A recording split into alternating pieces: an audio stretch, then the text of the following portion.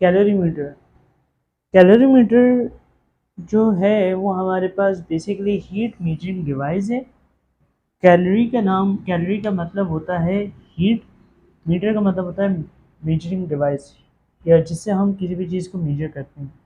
Basically calorimeter में हम किसी भी सब्सटेंस की हीट ऑफ न्यूट्रलाइजेशन को मेजर कर सकते हैं। बाकी कैलोरीमीटर जो होता है बहुत सारे पर्पसेस के लिए यूज़ किया जाता है, और डिफरेंट टाइप के कैलोरीमीटर्स होते हैं जो डिफरेंट पर्पस के लिए यूज़ किए जाते हैं। तो इस वीडियो में हम देखेंगे कि किस तरीके से हम कैलोरीमीटर में हीट ऑफ न्यूट्रलाइजेशन को मेजर करते हैं। हीट ऑफ न्यूट्रलाइजेशन के लिए ये बात ज़रूरी है कि हमें ये पता होना चाहिए कितने मोल्स वाटर के फॉर्म हो रहे हैं। इट्स मीन्स कि अगर HCl का रिएक्शन NaOH के साथ हो तो ये बेसिक इक्वेशन होती है, हमारे पास बनेगा NaCl प्लस वाटर, ये इक्वेशन। और यहाँ पे 1 मोल वाटर का बन रहा है। इट्स मीन्स कि 1 मोल वाटर की फॉर्मेशन के लिए कितनी हीट ऑफ न्यूट्रलाइजेशन रिलीज होगी, कितनी एनर्जी रिलीज होगी, ये हमें मेजर करना है। तो इसके लिए हमारे पास एक कैप कॉपर का कैलोरीमीटर होता है जो वुडन बॉक्स में पैक्ड होता है। कॉपर का कैलोरीमीटर है जो वुडन बॉक्स में पैक्ड होता है। तो और इसमें हमारे पास कवर भी होता है, और ये पूरा एक बॉक्स होता है। तो इसमें हमारे पास एक थर्मामीटर के लिए एक होल होता है, थर्मामीटर है, और एक लिड होती है जो हमारे पास जो भी सॉल्यूशन होते हैं उसको शेक करने के लिए हम यूज़ करते हैं। याद रखिएगा कि यहाँ पे हम 25 ml एसिड यानी कि HCl ऐड करेंगे, सही है, और 25 ml बेस ऐड करेंगे NaOH, और देखेंगे कि हीट ऑफ न्यूट्रलाइजेशन को हम कैसे कैलकुलेट करते हैं।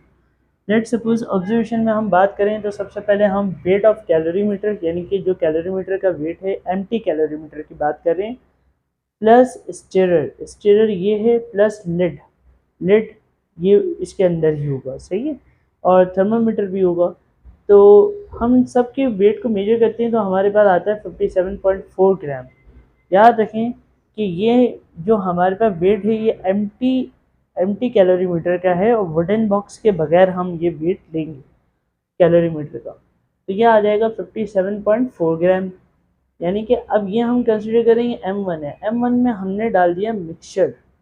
मिक्सचर क्या होगा, जब आपने HCl डाला और NaOH डाला, इसके बाद इसका वेट बढ़ेगा, सही है। तो ये आपने लास्ट में काम करना होता है, यानी कि M2 के लिए जो कैलकुलेशन है ये सबसे लास्ट में करेंगे।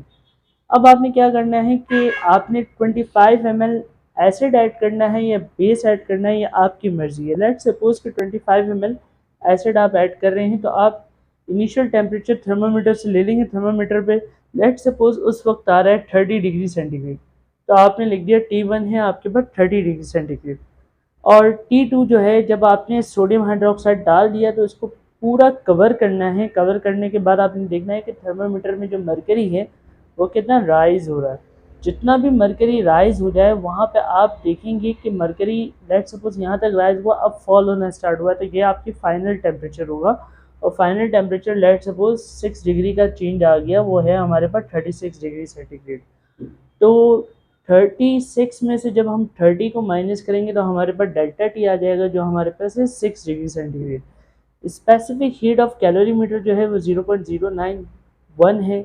ये कॉपर कैलोरीमीटर के लिए स्पेसिफिक हीट की वैल्यू है जो कांस्टेंट होती है, और स्पेसिफिक हीट ऑफ सोल्यूशन यानी कि डाइल्यूट है तो इसकी जो हमारे पास स्पेसिफिक हीट होगी वो 1 होगी।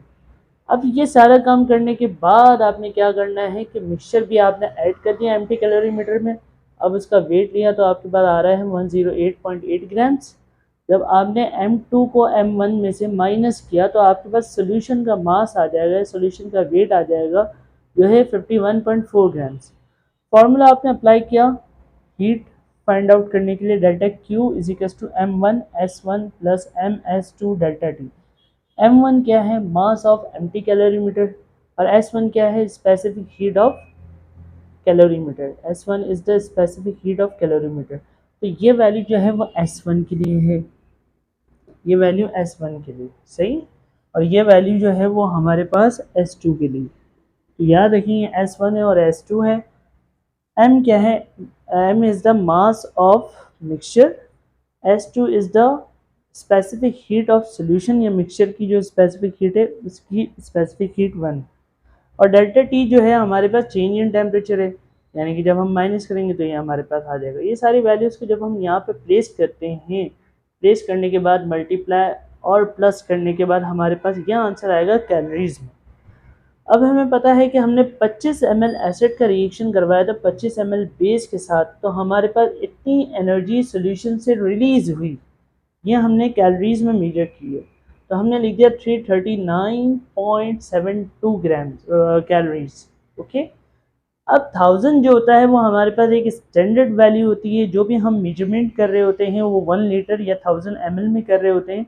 तो 1000 ml के लिए कितनी हीट रिलीज होगी हमने ये कैलकुलेट कर दिया, इसको मल्टीप्लाई किया 1000 से और डिवाइड कर दिया 25 से, तो हमारे पास इतनी हीट रिलीज होगी। यानी कि जो हमारे पास 1 मोल वाटर का फॉर्म होगा उसके नतीजे में इतनी कैलोरीज में हीट रिलीज होगी। अब अगर हम देखें तो हीट का यूनिट जर्नली लिखा होता है जूल, किलो जूल पर मोल, तो हमें इस हीट की यूनिट को किलो जूल पर मोल में कन्वर्ट करना होगा। तो हम करेंगे 1 कैलोरी हमारे पास बराबर होता है 4.128 जूल के। तो इट्स मीन्स कि यहाँ पे हमारे पास कैलोरीज में है, और अगर हम इसको मल्टीप्लाई करते हैं 4.128 जूल से तो हमारे पास ये जूल में कन्वर्जन हो जाएगी। और जूल से अगर हम किलो जूल में कन्वर्ट करते हैं तो डिवाइड बाय 1000 करेंगे तो हमारे पास ये आंसर आ जाएगा। और याद रखें कि इस वैल्यू के साथ नेगेटिव साइन जो है वो ऐड किया जाता है। ये नेगेटिव साइन क्यों ऐड किया जाता है, क्योंकि ये हमारे पास हीट एनर्जी रिलीज हुई होती है। और negative sign shows that this reaction is the exothermic in nature. ये रिएक्शन जो है वो एक्सोथर्मिक नेचर का है, तो इसके लिए हमारे पास नेगेटिव साइन यूज हुआ है। Thank you for watching this video. Take care, अल्लाह हाफ़िज़।